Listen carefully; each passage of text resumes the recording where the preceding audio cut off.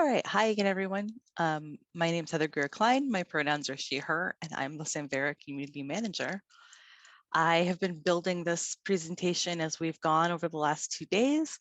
My goal is to sort of wrap up our time together with a look forward and sort of a review of the initiatives in the community between now and our next big event, which is on October, which is our in-person again, Samvera Connect conference.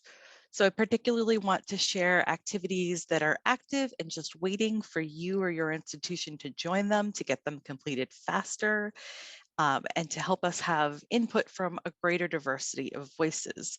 So whether your institution is a longtime partner or you're here just getting to know Samvera, you are welcome to join any of our initiatives at any time to add some momentum to the next half of 2022. So just some things I wanted to share, some groundwork that we've laid in the first half of this year. The Samvera board unanimously passed a proposal to eliminate the requirement that all code contributors to Samvera Technologies and their organizations file a signed contributor license agreement. So this is a big step to making sure that contributing to Samvera is as easy as possible, that it is open to folks from around the world, and that there aren't any barriers to participation. So these agreements were really important in the first decade of work on the Samvera project, but there have been some changes since then that mean we no longer have to require these. So if you want to contribute to Samvera, you can just make a pull request, whether that's contributing to documentation, to our website once we get it onto GitHub pages. If it's to code, all of that, you can just go ahead and do a pull request. And anyone who is reviewing or approving pull requests, there's no need to check to make sure the contributor has a CLA on file. So that should help us going into the next bit of the year. The maintenance pledge, this is our first year of having a maintenance pledge. We've got over 2,000 hours of work already completed. Huge thanks to everyone who's already participated. Julie talked a lot about how much that group has helped push forward the work of the Hyrax maintenance working group and also some Hyrax valorization work. Pledges are always open. We don't have a lot of pledges for this summer. So if you find yourself or your team has some extra time and you want to contribute it to maintenance of any of the Samvera technologies, don't hesitate to get in touch. We can work with you, myself and members of the Roadmaps Alignment Group, to get you set up to contribute and make efficient use of your time. Whether it's a 1 or 2 week sprint or you just have, say, 20 hours in the month of June and you want to work on documentation, we would love to help you make that happen. I just want to mention that the It Takes a Village pilot activities that were mentioned earlier when Tim Shearer was talking about all the good work that the Fedora community is doing. The Samvera board has also been participating in the It Takes a Village pilot activities. We've had some great conversations. We had a fantastic partner meeting that did some of these activities earlier this week.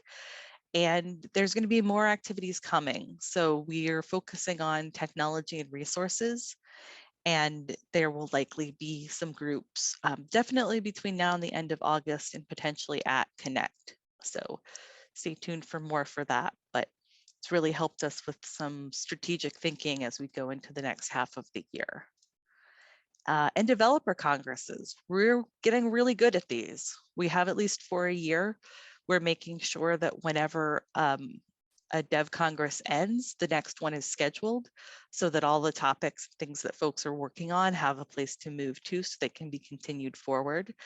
This is a great time to set aside some time to contribute to the most high impact initiatives that are going on across the technologies. So I highly encourage you to take a look. The next one is the week of May 16th, and we'll have one scheduled for the summer. We'll have the dates for that by the 16th.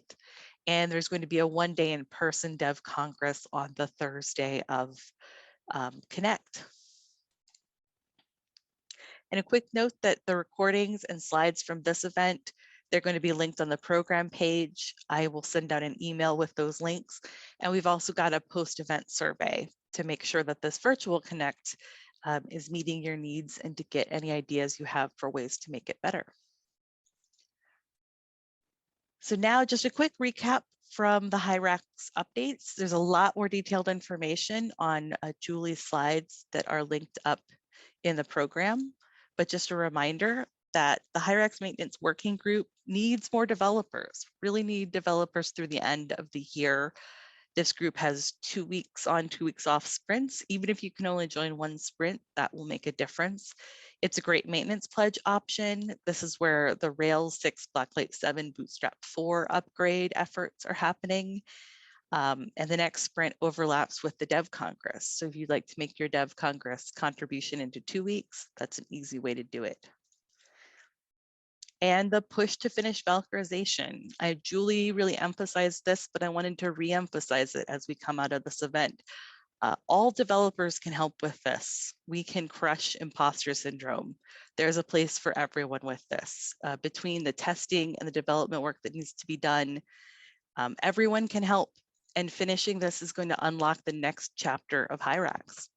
So it's a big deal. And there's great things that are going to follow, including the Fedora 6 connector, to point back to Tim's presentation earlier.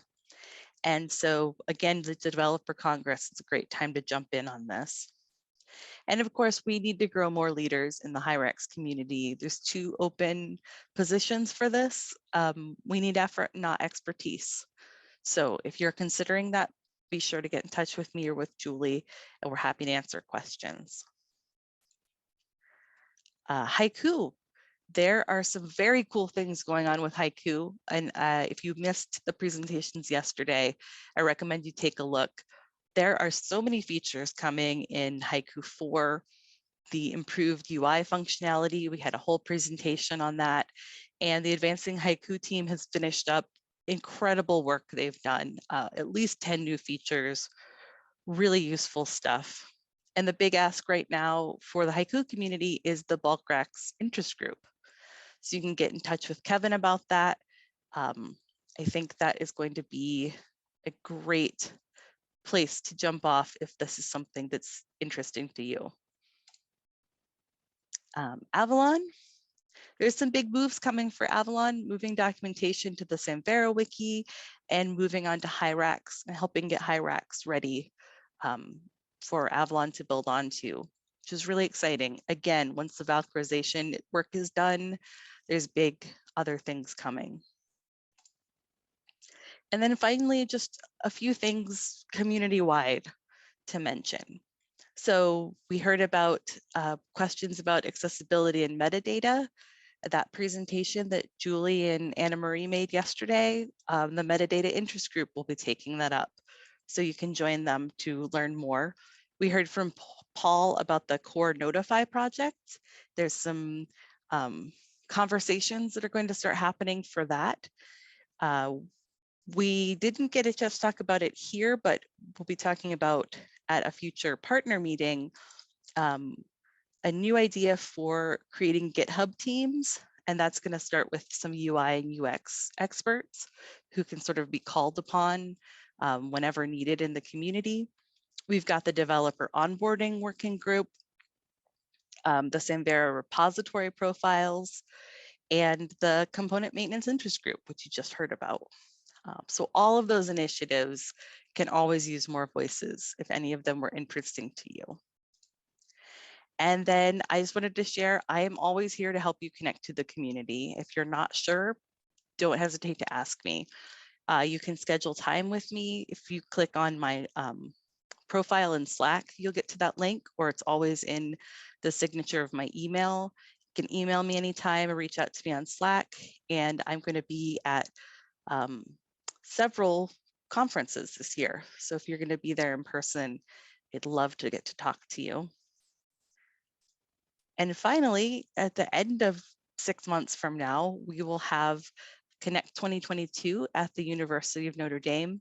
So the call for workshops is live. The first week in June, we expect registration to open, and we'll have information about hotel block, scholarships, all the information that you need to get registered. So look for that to be coming soon.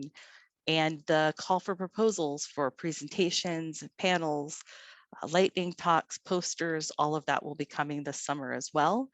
And the Julie Allenson Award. This will be our first year to give the Julie Allenson Award. So pretty soon there's going to be a call for a committee and also a call for nominations for that award. And we're going to give that at Connect. So that was just a quick run through of what we've talked about in the last 2 days. And don't hesitate to reach out. And thanks so much for joining us. I think this has been a great conference.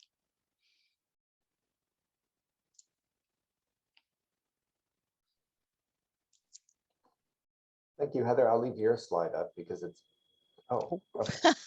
Your final slide was better than the one that we had in our deck. So put your slide back up there. Okay, And, I would do it. I just want to thank everybody on behalf of the Planning Committee for Virtual Connect, which is myself and Heather and Amanda Foster and Veronica Robinson. Thanks for coming and making this another success. And as Heather said, we look forward to seeing you in October, if not before then. Have a great afternoon.